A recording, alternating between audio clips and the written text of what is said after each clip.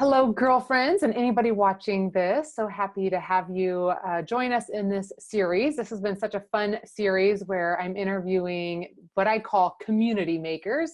These are women who are not just making friends for themselves, but by what they're doing, by their actions, by the groups that they are forming and hosting and leading and guiding.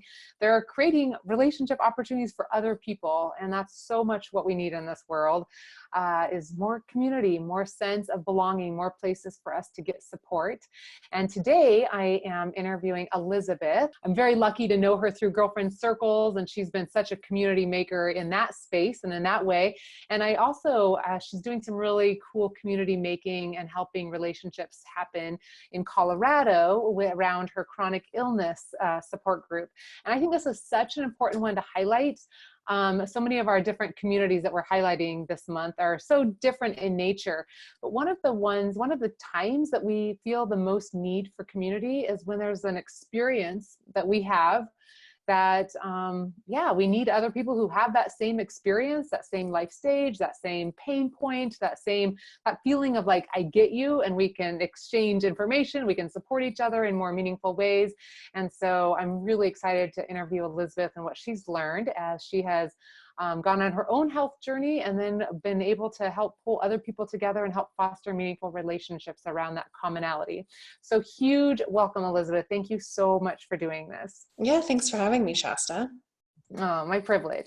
So tell us a little bit about like why was, I mean, the need seems kind of obvious, and yet what you created, like what was the more specific need for you, and like what's the reason you decided I'm going to do something about this? Yeah, I got sick a few years ago, and I went from being like an active, normal, working full-time, healthy person who did triathlons and to getting pretty sick pretty quick, where I couldn't work at all for a little while.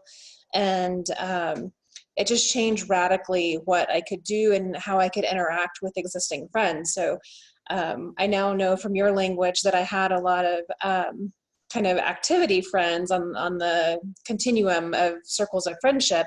But once I wasn't able to do like triathlon training, I didn't see the people who I did triathlon training with because we hadn't ever built kind of outside things, or with a few people I did, but it wasn't super solid when I couldn't do the same level of stuff. And so I started looking for more people who kind of shared some of the situation that I was going through. And it was really hard to find something that was what I was looking for. And so it took a while to sort of figure things out, and I ended up stumbling upon a Facebook group that was designed to bring people kind of in our local area, so Denver specific, around one of the chronic illnesses together in a group. And the lady who had started that had previously done kind of a monthly educational gathering where she would bring in speakers. And that was fantastic, but it was hard for me to go to at night, and it also wasn't super social. And so I just asked her if she would mind if I added on kind of a coffee and conversation, informal sort of thing to the group. And she cheered that on and was glad for me to do that. And so I started by meeting up with one other person. We'd had some posts in common, we're interested in something. And so we met and kind of hit it off. And so then we got together again. We posted an event on the group for other people to join us, and a couple other people joined us.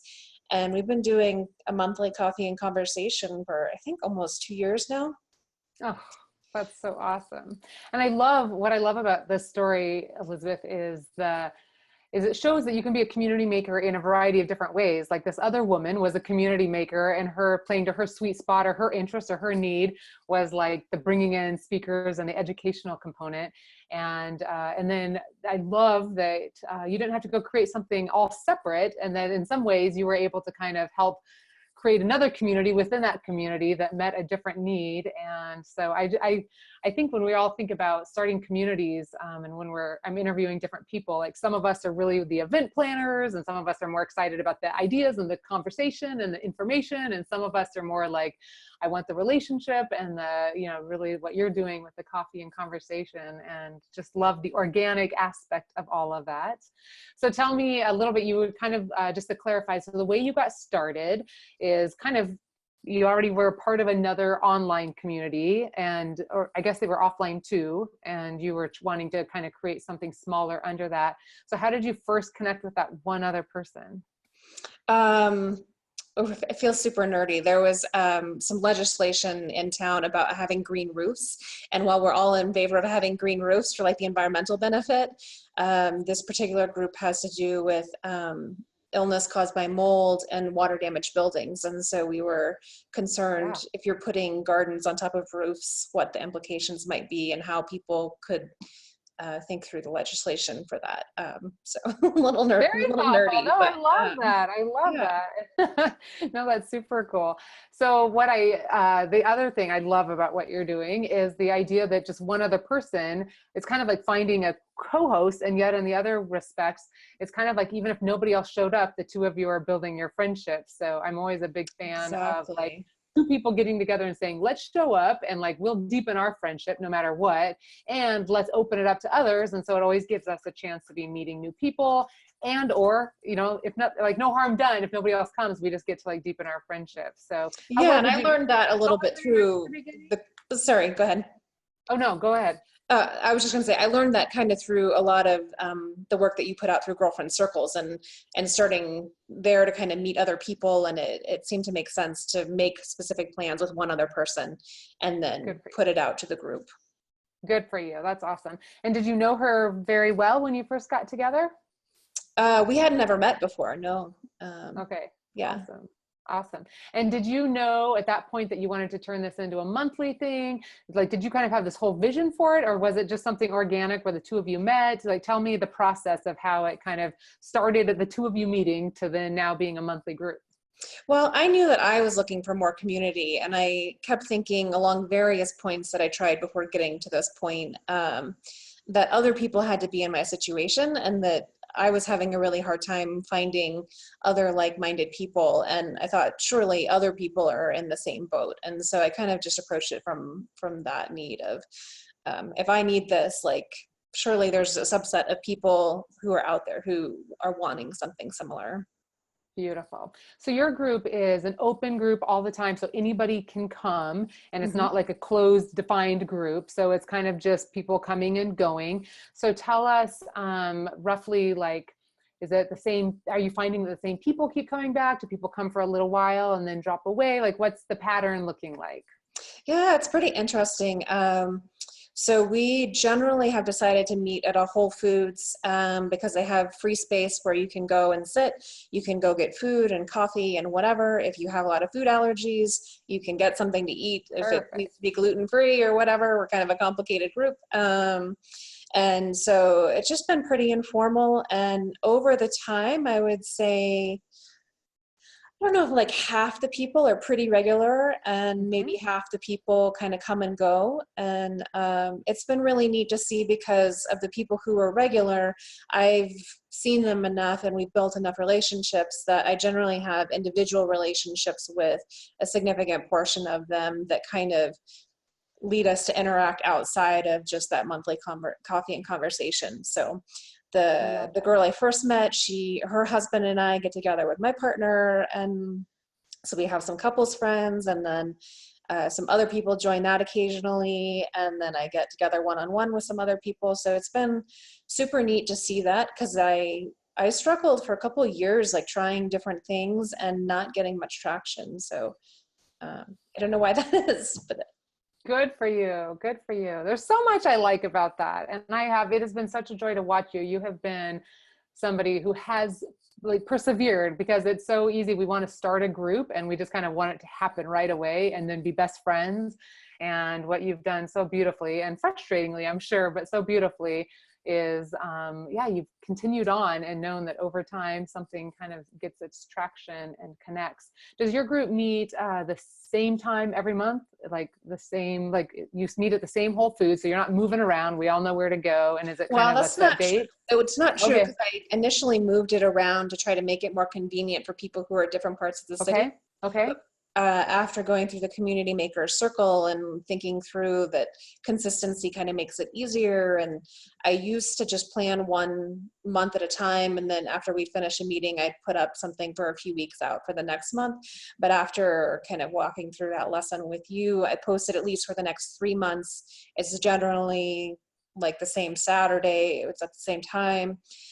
It hasn't been scheduled for the whole year. So I'm thinking through that. And, Good. but it's Good. been great points to think about, and how you make it easier for people to plan around and feel comfortable and know where to go. And Good, good. Well, I'll be anxious to hear updates on that. But yeah, that's awesome. Because typically when we feel like it's kind of a familiar path in the same place and we have like a routine down, then that becomes all much more normal and you can focus more on the connecting. So speaking of the connecting, is there like, is it just very organic and everyone just kind of gets together and talks and ebbs and flows? Or do you have any structure or any words of wisdom? Is there any pieces?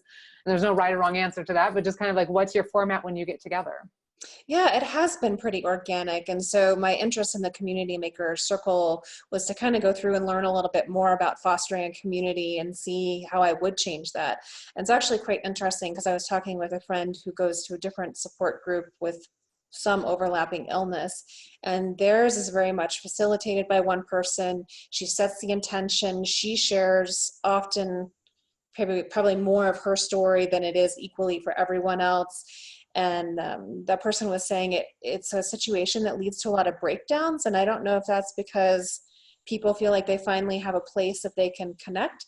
But she was saying that the dynamic that we have is just so different because you're out in public. It's very informal. There's no one leading it. It's kind of like you show up and you chat, and you might get up and like move spots and chat with people. And that she really liked that. So it's interesting to see. I think different things work for different people at different times, and different people need different things. So it's pretty That's a informal. great, yeah, that's a great, I love the contrast between the two because you can see each of them serving a different purpose. Yeah, but just kind of being a little more clear what your group does and doesn't do, and what that space is conducive to, and who you are and your style and stuff. That's awesome. Yeah. Do you feel like, when you look at it, is there anything that you would say has been your biggest challenge, or anything that you've had to kind of learn the hard way, or anything that you would kind of say has been a difficult part of it that we could learn from? I don't know. I definitely try to like introduce myself to everyone, make sure people feel welcome, chat with people. I try to like move around the circle and make sure everyone has felt seen or heard. But it's definitely not facilitated. So, it's not professional advice or anything like that. So I think people just need to be aware of that it's an informal kind of thing, and you can chat, and what you're going to get out of it is largely going to depend on who shows up that day. And I don't know if that's a challenge per se, but just something to keep in mind. Yeah. I would think one of the biggest challenges was finding suitable space, because it's a group that just has a lot of limitations, including like multiple chemical sensitivities, a sensitivity to fragrance, which is hard to control sometimes. And but the Whole Foods option seems to work pretty well. Beautiful.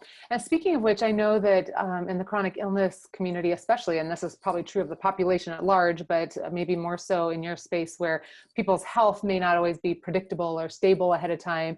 Do you have RSVPs, or is it just simply like come when you can? And has that been a difficult thing to have attendance in your situation, or do you need to plan on that or anything? That's a great thing. It's very true that people might have an intention to come, and then they're not feeling well enough to come. We typically post the events via Facebook events on the group. And so I do ask people to RSVP. Some people never RSVP and they show up. Some people RSVP and then they don't show up because they're not feeling well.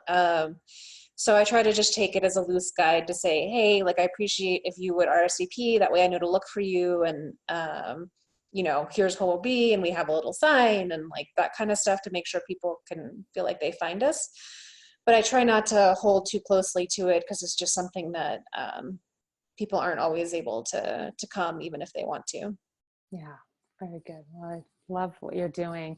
And I kind of want to just circle back around and end with like, just, is it worth it to you? Like, how has this been rewarding? In what way have you seen any, you shared a little bit about like your own friendships, making a big difference in that, and building relationships outside of this group and stuff. But what other ways would you say has this been rewarding for you? That's a good question. It's definitely rewarding. It's really nice to have something that feels fruitful in terms of both me making connections and like having a place to see that foster, and then seeing not only am I friends with some people, but seeing those people are often friends with each other and supporting each other. So it's kind of somewhat invisible because it's outside of the group time, but I definitely know people who are now all connected because of those things. And so that feels pretty nice to help provide that support for people. Absolutely. Is there any other advice that you have? Anything I didn't ask you that you feel like is valuable? I took away so much from you that I was so impressed with, just kind of the not taking it personally, whether people come or go, the willingness to say this is my structure or lack thereof, and be clear with that. And you just had so much great wisdom in this. Is there anything else that jumps out at you that you think would be helpful to anybody else wanting to start a potential in-person support group, or even this is probably even looser than a support group. It's more like a social group among people who have a shared area of commonality. Anything else you'd offer us? I think one of the things the Community Makers classes has made me think about is how to add positivity to the group, because we're all in situations that can feel really difficult and hard and draining in some aspects. And so I think the nature of having people share your burden is positive in and of itself. But how do you like end maybe on a good note when people are struggling? So I've thought through that a lot. I don't have great answers. When I initially was starting this, I was hoping that we would get regular enough that then people would like go off and do fun things together. And it turns out by having the open nature of the group, I think that still serves its purpose. And then doing things socially for fun with people who are in the group, but maybe not during the group, has happened as kind of a separate thing, and not so much as the event itself. So it's just been interesting to think that over, and what do I want out of it, but how do I still make it open so that people who are new to it and struggling can come. And I don't have all the answers, but it's interesting to contemplate those aspects of it. Yeah, those are such great questions to have. And I love it's amazing how many groups come together and then people feel like they don't have the permission to then go do things outside of that group with each other and stuff. So just the very fact that people are doing that is kudos to you. And sometimes it's helpful for us to explicitly say it, but you certainly have created a DNA that encourages us to say, hey, this is what we're all here for, is to get to know each other. So feel free to keep doing that in your own time and in your own way. I think dynamics, your story is it's like a contagious thing where somebody else kind of created this community and you were able to take something from it and create something, and to think that there's other people who could kind of create little twosomes, threesomes, smaller groups and other stuff outside of it is just really, really beautiful. It's kind of how you want the whole world to keep trickling out. But yeah, good questions. Well, Elizabeth, it has been such a privilege to have you in the Community Makers Circle, and it's been a privilege to just have you in our community as a whole. You have added so much positivity and so much joy, and I love how thought-provoking you are, and the articles, and you're a learner and you pass it on to all of us. And so just want to say thank you so much to you, and thanks for being with me during this little interview.